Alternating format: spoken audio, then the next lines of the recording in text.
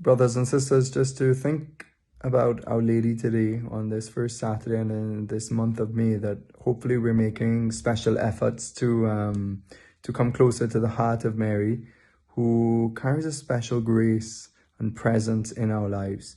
There's something about the presence of Our Lady. And also there's something unique, I think, to the way Our Lady comes in each different place, all the different apparitions approved by the church. She comes with different graces. She comes with slightly different messages. They all tie up into the whole gospel message.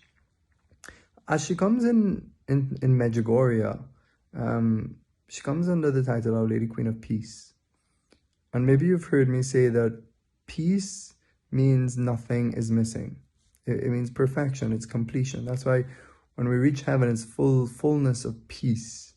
Our desires are fulfilled. There's nothing longing, there's nothing waiting, there's nothing to trouble us, there's no fear. There's nothing to rob us of something that will take away our happiness, which is a fullness of peace. And this is with prayer. If we meditate on the reality of heaven, if we meditate on our faith that there is such a place, and that we can think about the kind of peace that might be there. Maybe you might be able to recall this from a moment in your life where you've had deep peace. But hopefully it is that peace that really comes to us in prayer when we know that God is there. There's something that happens to the soul when we know God is real. Because ultimately, deep down in us, we know then that everything is in His hands, that everything is ordered sweetly by Him. And even if we fail or we're afraid of others, we have to just give it to Him with a deep, deep trust. And that trust and that faith then is the beginning of our peace in a profound way. So Our Lady in Medjugorje, part of her message is she encourages us to fast. She asks for her children to fast twice a week, Wednesday and Friday, the traditional days of fasting in the church. Because fasting redirects our earthly hunger to pray. Hunger is such a deep instinct in all of us that when we fast from things, first of all, we become aware, because especially we're doing it for prayer, we become more aware that we need to pray. It makes us more conscious in the moment. Every time we feel hungry on a day of fasting, it ought to remind us of why we're fasting, which is to think of God, to offer our lives to God. But also fasting will help us strengthen our resistance to evil. If we can learn how to resist food and master our temptations in these moments, that habit will transfer into other times of our life where evil comes up against us, and we'll be able to say no because we're accustomed to saying no from fasting. It can help strengthen our will.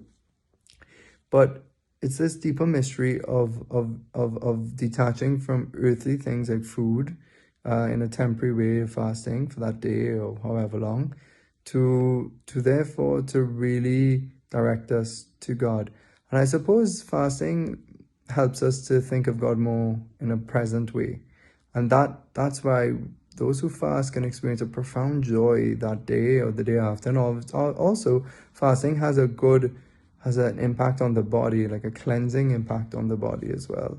That allows us to be more in touch with our soul and the pleasures of the soul.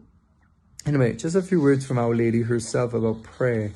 As she appeared to one of the visionaries in Medjugorje, she said, "Pray and you will have the deepest joy. You will have peace. You will overcome your tiredness. You will also become handsome and beautiful. You will also have the strength for reconciliation." What does she mean you become handsome and beautiful? And that maybe the answer lies into a question that Yelena, one of the visionaries, asked Our Lady. They said, "Why are you so beautiful?" I mean, what is it like to see the Mother of God coming from heaven? What is it like to see the joy and the peace in her eyes? To see heaven looking at you through her? It's incredible.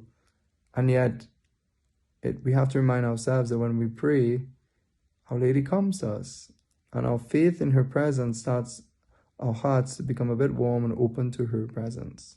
Here's Our Lady's answer when she was asked, "Why are you so beautiful?" She says, "I am beautiful because I love. If you want to be beautiful, love. And this is what Our Lady's saying. She's saying if you look at her when she comes and she's radiating, it's because she's radiating with a deep communion with the love of God. And love makes us beautiful. And you see that with people who love, they have a beauty, an interior beauty. It shines forth. And so prayer then helps us to come in contact with God, who quiets all the troubles in our life that maybe make us angry, jealous, or vicious, all these ways, and allows us to maybe to walk in peace, and therefore our hearts are free to love. And so she says in another message, open yourselves, the Lord wants to work through you and give you all that is necessary. And she says, if you stay close to Jesus, yes, we can receive everything. She means every grace, every peace, every joy. So that's the art of the spiritual life, to try and be present to Christ.